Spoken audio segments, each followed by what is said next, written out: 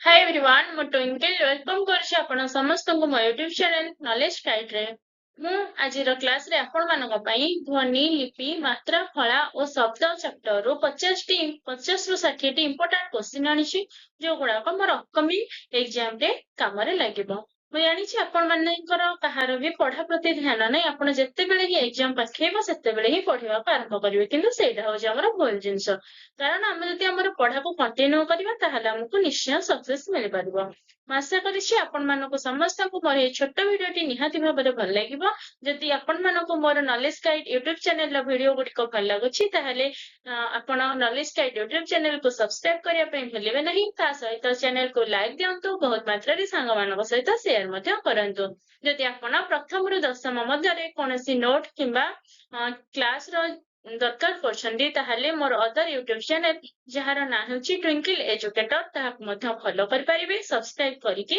ମଧ୍ୟ ଆପଣ ପାଠ ପଢିପାରିବେ ଏବେ ତାହେଲେ ଆମେ ବିଷୟ ଉପରକୁ ଯିବା ଦେଖିବା କଣ ସବୁ କ୍ୱେଶ୍ଚିନ୍ ଆମର ରହିଛି ଫାର୍ଷ୍ଟ କ୍ୱେଶ୍ଚିନ୍ ଦେଖିବା ପ୍ରଥମ କ୍ୱେଶ୍ଚିନ୍ ହେଉଛି ଭାଷା ସର୍ବଦା ଡ୍ୟାଶ ଅପସନ ଅଛି ସ୍ଥିତିଶୀଳ ପରିବର୍ତ୍ତନଶୀଳ ପ୍ରଗତିଶୀଳ ଚଳନଶୀଳ ଏହାର କରେକ୍ଟ ଆନ୍ସରଟି ହେଉଛି ଅପସନ ଖ ପରିବର୍ତ୍ତନଶୀଳ ତାହେଲେ ଭାଷାଟା ଆମର ସବୁବେଳେ ପରିବର୍ତ୍ତନଶୀଳ ଅପସନ କ୍ୱେଶ୍ଚିନ୍ ନମ୍ବର 2 ନିମ୍ନୋକ୍ତ ମଧ୍ୟରୁ ଭାଷାର ଲକ୍ଷଣ କେଉଁଟି ଅପସନ ଅଛି ଏହା ମନୁଷ୍ୟର ମୁଖ ନିସୃତ ଏହା ଅର୍ଥ ପ୍ରକାଶ କରେ ଏହା ପଦ୍ଧତିବଦ୍ଧ ଧ୍ୱନି ସଂକେତ ସବୁ ଗୁଡିକ ଠିକ ଏହାର କରେକ୍ଟ ଆନ୍ସରଟି ହେଉଛି ଅପସନ ଘ ସବୁ ଗୁଡିକ ଠିକ ତାହେଲେ ଭାଷା କଣ ଭାଷା ମନୁଷ୍ୟର ମୁଖ ନିସୃତ ଅର୍ଥାତ ମୁଖରୁ ବାହାରିଥାଏ ଏହା ମଧ୍ୟ କିଛି ଅର୍ଥ ପ୍ରକାଶ କରେ ଏବଂ ତା ସହିତ ଏହି ପଦ୍ଧତି ମଧ୍ୟ କିଛି ଧ୍ୱନି ଏହା ମଧ୍ୟ କିଛି ଧ୍ୱନିର ସଂକେତ ଭାବରେ ବୁଝାଇଥାଏ ତାହେଲେ ଏ ସବୁ ଆନ୍ସର ଗୁଡିକ ଠିକ ଅଟେ ଅପସନ ଘ ହେଇଯିବ ମୋର correct answer next question number 3 ନିମ୍ନୋକ୍ତ ମଧ୍ୟରୁ ବ୍ୟାକରଣର ବିଶେଷତ୍ୱ କେଉଁଟି ଅପସନ ଅଛି ଧ୍ୱନି ତତ୍ତ୍ୱକୁ ବିଶ୍ଳେଷଣ କରେ ଶବ୍ଦ ତତ୍ତ୍ୱକୁ ବିଶ୍ଳେଷଣ କରେ ବାକ୍ୟ ତତ୍ତ୍ୱକୁ ଆଲୋଚନା କରେ ସବୁ ଗୁଡିକ ଠିକ କରେକ୍ଟ ହଉଛି ସବୁ ଗୁଡିକ ଠିକ ତାହେଲେ ବ୍ୟାକରଣ ଆମର କଣ କରିବ ଧ୍ୱନି ତତ୍ତ୍ୱକୁ ବିଶ୍ଳେଷଣ କରିବ ଶବ୍ଦ ତତ୍ତ୍ୱକୁ ବିଶ୍ଳେଷଣ କରିବ ବାକ୍ୟ ତତ୍ତ୍ୱକୁ ମଧ୍ୟ ସେ ଆଲୋଚନା କରିବ ଜାଣିହେଲା ତାହେଲେ ନେକ୍ସଟ କ୍ୱେଶ୍ଚିନ୍ ନମ୍ବର 4 ଭାଷାରେ ବ୍ୟାକରଣର ପ୍ରୟୋଗ କେଉଁ କ୍ଷେତ୍ରରେ ହୋଇଥାଏ ଅପସନ ଅଛି କଥୋପକଥନ ଲିଖନ ପଠନ ସବୁ ଗୁଡିକ ଠିକ ଏହାର କରେକ୍ଟ ଆନ୍ସର ମଧ୍ୟ ହେଉଛି ସବୁ ଗୁଡିକ ଠିକ କାରଣ କଥୋପକଥନରେ ଆମର ବ୍ୟାକରଣର ବ୍ୟବହାର ହେଉଛି ଲିଖନରେ ହେଉଛି ପଠନରେ ମଧ୍ୟ ହେଉଛି କଥୋପକଥନ ମନେକର ମୁଁ କହିବି ମୁଁ ଧାଉଁଛନ୍ତି ତାହେଲେ କହିଲେ କଣ ବାକ୍ୟଟି ସଠିକ କି ନୁହଁ ମୁଁ ଧାଉଁଛି କହିଲେ ତାହେଲେ ଆମର ଠିକ ଅଛି ତ ଏଇଭଳି ଭାବରେ ବିଭିନ୍ନ ବ୍ୟାକରଣ ପ୍ରୟୋଗ ହୋଇଥାଏ ସେଥିପାଇଁ ତିନିଟା ଯାକ ଅପସନ କରେକ୍ଟ ଅର୍ଥାତ ଅପସନ ଘ ହେଇଯିବ ମୋର ସବୁ ଗୁଡିକ ଠିକ ହେବେ ନେକ୍ସଟ କ୍ୱେଶ୍ଚିନ୍ ନମ୍ବର 5 ଓଡ଼ିଆ ଭାଷା କେଉଁ ସ୍ତରର ଅନ୍ତର୍ଭୁକ୍ତ ଅପସନ ଅଛି ପ୍ରାଚୀନ ଭାରତୀୟ ଆର୍ଯ୍ୟ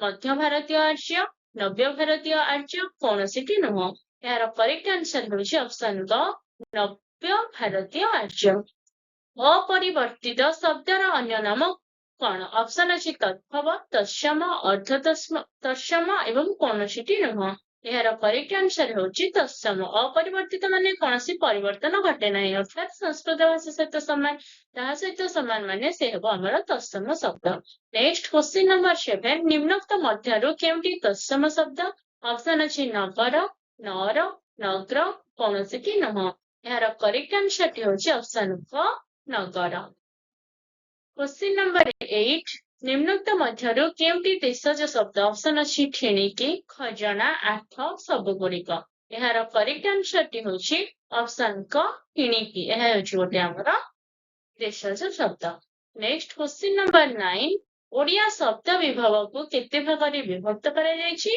ऑप्शन देछि 3 6 5 4 यार करेक्ट आंसर होछि ऑप्शन घ 4 तत्सम तद्भव देशज एवं वैदेशिक नेक्स्ट क्वेश्चन नंबर 10 मध्य भारतीय आर्य भाषा अंतर्भुक्त गोटे भाषार नाम लेख ऑप्शन अछि बंगाला हिंदी संस्कृत पाली यार करेक्ट आंसर होछि ऑप्शन घ पाली क्वेश्चन नंबर 11 निम्नोक्त मध्यरु केउंटी नव्य भारतीय आर्य भाषा ऑप्शन अछि गुजराती मराठी बंगाला सब गुड़िक यार करेक्ट आंसर टी होछि ऑप्शन घ सब गुड़िक कारण कौन बंगाला गुजराती मराठी ए समस्त होची नव्य भारतीय आर्य भाषा। क्वेश्चन नंबर 12 संस्कृत को आर्य भाषार केउ पर्याप्तभुक्त कराଯାଇଛି?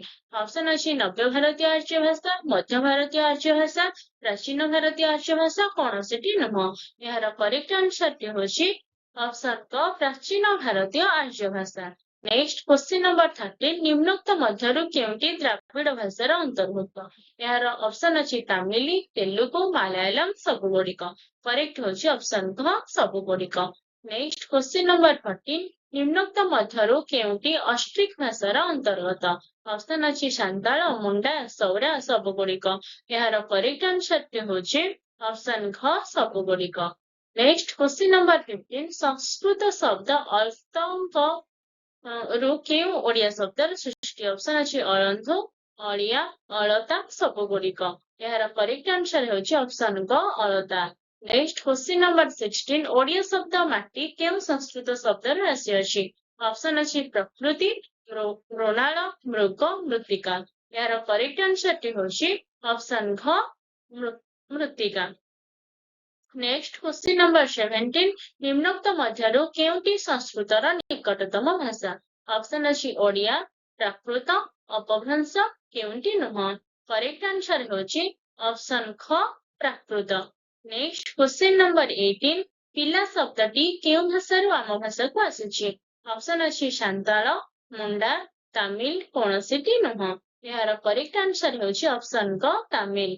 नेक्स्ट क्वेश्चन नंबर 19 निम्नगुड़िक मध्यरु केउटी एक वैदेशिक शब्द रूपे आम भाषारे व्यवहृत? ऑप्शन देछि चषमा, काठ, गहिर, नगर। यार करेक्ट आंसर होची ऑप्शन क चषमा। Next question number 21 question number 20 ध्वनि एवं वर्ण मध्यरे पार्थक्य कौन? ऑप्शन अछि ध्वनि लिखित रूप किंतु वर्ण हेउछि उच्चारित। ध्वनि और वर्ण मध्यरे पार्थक्य नाही। ध्वनि होछि मुख निश्रित किंतु वर्ण होछि तार लिखित रूप। शब्द सब गुड़िक सत्य। यार करेक्ट आंसर टी होछि ऑप्शन ग ध्वनि होछि मुख निश्रित किंतु वर्ण होछि तार लिखित रूप। क्वेश्चन नंबर 21 ओडिया भाषा रे व्यवहृत वर्णमाला को केते भागरे विभक्त कराଯାଇଛି? ऑप्शन अछि 2 भागरे, 3 भागरे, 4 भागरे, 5 भागरे। यार करेक्ट आंसर होछि ऑप्शन क 2 भागरे। गोटे होछि स्वर वर्ण आ गोटे होछि व्यंजन वर्ण। नेक्स्ट क्वेश्चन नंबर 22 कौन कौन ऑप्शन अछि वर्ग अवर्ग, ध्वनि एवं लिपि, स्वर वर्ण, व्यंजन वर्ण, कौनसिटी नुह। करेक्ट आंसर होछि ऑप्शन क स्वर वर्ण एवं व्यंजन वर्ण। नेक्स्ट क्वेश्चन वर्ग व्यंजन को केतोटी वर्गरे विभक्त कराଯାଇଛି? ऑप्शन अछि 4टी, 5टी, 6टी, 3टी। करेक्ट आंसर होछि ऑप्शन ख 5टी। कौन कौन हमर अछि क वर्ग, च वर्ग, ट वर्ग, त वर्ग, प वर्ग। तो 5टी वर्गरे हमर विभक्त कराଯାଇଛି। Next question question number 25 Odia रे स्वर वर्ण केतोटी एवं केउठारु केउ पर्यंत? ऑप्शन ख हबो करेक्ट आंसर। हमर समुदाय स्वर वर्ण 11टी रहिछि अ ठारो अ पर्यंत। नेक्स्ट क्वेश्चन नंबर 26 वर्ग व्यंजनर केतोटी वर्ग वर्ण हमर केतोटी रहिछि? ऑप्शन अछि 22टी, 23टी, 24टी, 25टी। यार करेक्ट आंसर होछि ऑप्शन ख 25टी। क वर्गरे हमर रहइबो 5टी वर्ण, च वर्गरे रहइबो 5टी वर्ण, ट वर्गरे मध्ये रहइबो 5टी, त वर्गरे रहइबो 5टी, प वर्गरे रहइबो हमर 5टी वर्ण। एमिति समुदाय हमर हेजिबो 25टी वर्ण। नेक्स्ट क्वेश्चन नंबर 27 अवर्गीय व्यंजनरे केतोटी वर्ण ओडिया भाषारे व्यवहृत? ऑप्शन अछि 11टी, 13टी, 14टी, 15टी। करेक्ट आंसर होछि ऑप्शन क 14टी। नेक्स्ट क्वेश्चन नंबर 28 ओडिया रे सर्वमोट वर्ण संख्या केते? ऑप्शन अछि 49, 50, 48, 52। यार करेक्ट आंसर होछि ऑप्शन ख 50टी। नेक्स्ट क्वेश्चन नंबर 29 ओडिया रे केतोटी स्वर वर्ण एवं केतोटी व्यंजन वर्ण रहिछि? यार करेक्ट आंसर होछि ओडिसा रे हम ओडिया भाषा रे समुदाय 11टी होछि हमर स्वर वर्ण, 39टी होछि व्यंजन वर्ण।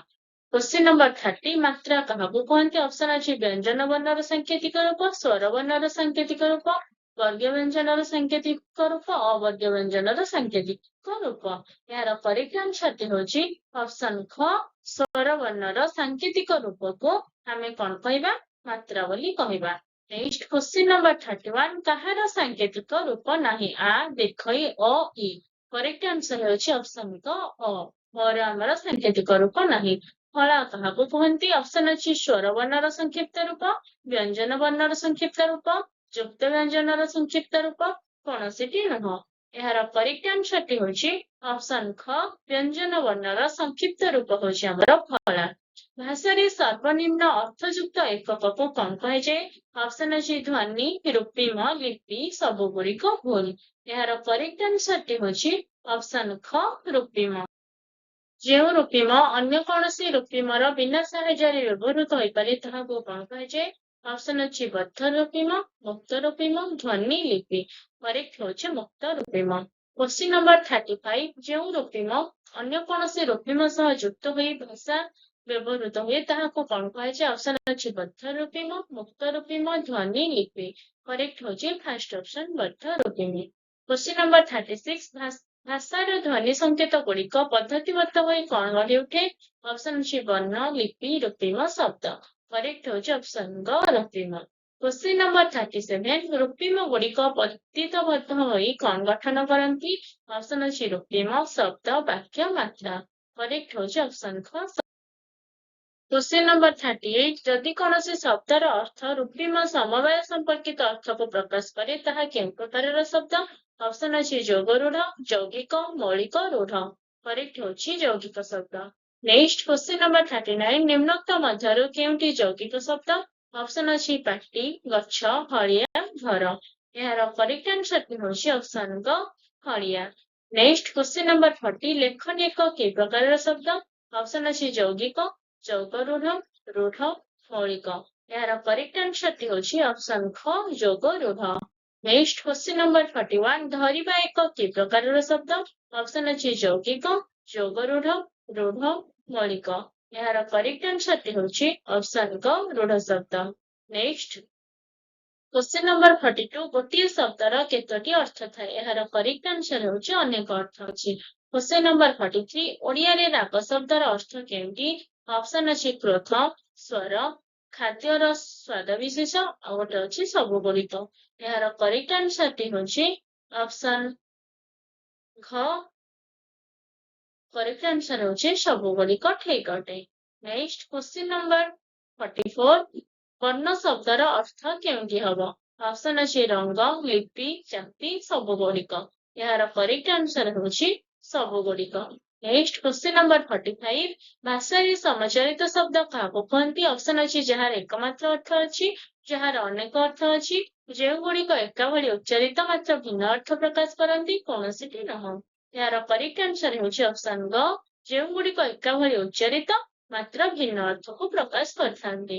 नेक्स्ट क्वेश्चन नंबर 46 निम्नोक्त मध्यरु केउंटी समचरित शब्दर उदाहरण ऑप्शन अछि सिंह हस्ती वर्ण लिपि जमक जमक अमृत विष। करेक्ट होछि ऑप्शन क जमक एवं जमक। दुईटी समचरित शब्द शीत एवं शीतर अर्थ कौन ऑप्शन अछि प्रथम शीतर अर्थ हेउछि धला द्वितीय शीतर अर्थ होछि ठंडा। ऑप्शन ख इज ओवर करेक्ट आंसर। दुईटी समचरित शब्द दीप एवं द्वीपर अर्थ कौन प्रथम दीपर अर्थ होछि हाथी द्वितीय दीपर अर्थ होछि टापू। टापू कहले जो स्थल भाग जहार चारिपटे जल भाग हमर घेरी रहिथिबो ताहा होछि हमर द्वीप। नेक्स्ट क्वेश्चन नंबर 49 प्राय समचरित शब्द काहाकू कहंती ऑप्शन अछि एका भଳି देखा जाउथबा शब्द एका भଳି उच्चारित शब्द उच्चारण रे सामान्य पार्थक्य मात्र अर्थ एक हेतिबो उभय शब्दर सामान्य पार्थक्यता आ गोटे अछि सबुगुड़िक भूल। यार करेक्ट आंसर होछि ऑप्शन ग उभय शब्दर सामान्य पार्थक्यता थिबो एटा होछि प्राय समचरित शब्द। नेक्स्ट क्वेश्चन नंबर 50 दुईटी प्राय समचरित शब्द परिच्छेद एवं परिच्छेदर अर्थ कौन प्रथम जो परिच्छेद अछि ताहार अर्थ हेउछि पोशाक परिच्छेद कहले अध्याय। ऑप्शन ख हेजो मोर करेक्ट। दुईटी प्राय समचरित शब्द पहिला एवं पहिलीर अर्थ कौन पहिला कौन प्रथम थर माने मासर प्रथम दिन एई पहिलीर अर्थ होछि प्रथम थर। ऑप्शन ग हेजो more correct. Next question number 52 पोखरी शब्दर प्रतिशब्द कौन कौन ऑप्शन अछि गगन कानन विपिनी सुमन कुसुम पुष्प सरोवर ତଡ଼ାଗ ସରସୀ ସଲିଳ ଉଦକ ବାରି। ଏହାର କରେକ୍ଟ ଆନ୍ସରଟି ହେଉଛି ଅପସନ୍ କ ସରୋବର ତଡ଼ାଗ ଏବଂ ସରସୀ। ନେକ୍ସଟ କ୍ୱେଶ୍ଚିନ୍ ନମ୍ବର 53 ମୟୂର ଶବ୍ଦର ପ୍ରତିଶବ୍ଦ କେଉଁଠି? ଅପସନ୍ ଅଛି ତୁରକ ତୁରଙ୍ଗ ତୁରଙ୍ଗମ ଶିଖି କେଲି କଳାପି ଦ୍ୱିଜ ଖଗ ବିହଙ୍ଗ ଅନଳ ହୁତାସନ ଚିତ୍ରଭାନୁ। ଏହାର କରେକ୍ଟ ଆନ୍ସରଟି ହେଉଛି ଅପସନ୍ ଖ ଶିଖି କେଲି ଏବଂ କଳାପି। ଏସବୁ ହେଉଛି ଆମର ମୟୂର ଶବ୍ଦର ପ୍ରତିଶବ୍ଦ। ନେକ୍ସଟ କ୍ୱେଶ୍ଚିନ୍ ନମ୍ବର 54 ପ୍ରସନ୍ନର ଉପଯୁକ୍ତ ବିପରୀତ ବୋଧକ ଶବ୍ଦ କେଉଁଠି? ଅପସନ୍ ଅଛି କ୍ରୋଧିତ ଅପ୍ରସନ୍ନ ମୋଚନ ବିଷଣ୍ଣ। ଏହାର କରେକ୍ଟ ଆନ୍ସର ହେଉଛି ବିଷଣ୍ଣ। ନେକ୍ସଟ କ୍ୱେଶ୍ଚିନ୍ ନମ୍ବର 55 ଧନାତ୍ମକ ଶବ୍ଦ କାହାକୁ କୁହନ୍ତି? ଅପସନ୍ ଅଛି ବିପରୀତ ଶବ୍ଦ ସମଚାରିତ ଶବ୍ଦ ପ୍ରକୃତିର ଧ୍ୱନି ଅନୁଯାୟୀ ଗଠିତ ଶବ୍ଦ ପ୍ରୟା ସମଚାରିତ ଶବ୍ଦ। ଏହାର କରେକ୍ଟ ଆନ୍ସରଟି ହେଉଛି ଅପସନ୍ କ ପ୍ରକୃତିର ଧ୍ୱନି ଅନୁଯାୟୀ ଗଠିତ ଶବ୍ଦ। ଆଶା କରୁଛି ଆପଣମାନଙ୍କୁ ସମସ୍ତଙ୍କୁ ମୋର ଏହି ଛୋଟ ଭିଡିଓଟି ନିହାତି ଭାବରେ ଭଲ ଲାଗିଥିବ। ଯଦି ଭିଡିଓଟି ଭଲ ଲାଗିଛି ତାହେଲେ ନଲେଜ ଗାଇଡ୍ ୟୁଟ୍ୟୁବ ଚ୍ୟାନେଲକୁ ଲାଇକ୍ କରିବା ପାଇଁ ଭୁଲିବେ ନାହିଁ, ସେୟାର କରିବା ପାଇଁ ଭୁଲିବେ ନାହିଁ, ତା ସହିତ ସବସ୍କ୍ରାଇବ କରିବା ପାଇଁ ମଧ୍ୟ ଭୁଲିବେ ନାହିଁ। ଯଦି ଆପଣ ଏବେ ପର୍ଯ୍ୟନ୍ତ ନଲେଜ ଗାଇଡ୍ ୟୁଟ୍ୟୁବ ଚ୍ୟାନେଲକୁ ସବସ୍କ୍ରାଇବ କରିନାହାନ୍ତି ତାହେଲେ ଏବେ ଯାଇ ସବସ୍କ୍ରାଇବ କରନ୍ତୁ, ବେଲ୍ ଆଇକନକୁ ପ୍ରେସ୍ କରି ଅଲ୍ ନୋଟିଫିକେସନକୁ ଅନ୍ କରିଦିଅନ୍ତୁ। Thank you so much for your love, support and valuable time. ଯଦି ମୋର ଆର ୟୁଟ୍ୟୁବ ଚ୍ୟାନେଲକୁ ଫଲୋ କରିବାକୁ ଚାହୁଁଛନ୍ତି 1 ଠାରୁ 10 କ୍ଲାସ ପର୍ଯ୍ୟନ୍ତ ବହୁତ ସାରା ନୋଟ୍ ତା ସହିତ ସିଲାବସ ଠାରୁ ଆରମ୍ଭ କରି ନୋଟ୍ ଠାରୁ ଧରି ବିଭିନ୍ନ ଚିତ୍ର ବିଚିତ୍ରର ସହିତ ମୁଁ ମଧ୍ୟ ସୁନ୍ଦର ଭାବରେ ବର୍ଣ୍ଣନା କରିଛି, ତାହାକୁ ଆପଣମାନେ ଦେଖିପାରିବେ। ଧନ୍ୟବାଦ।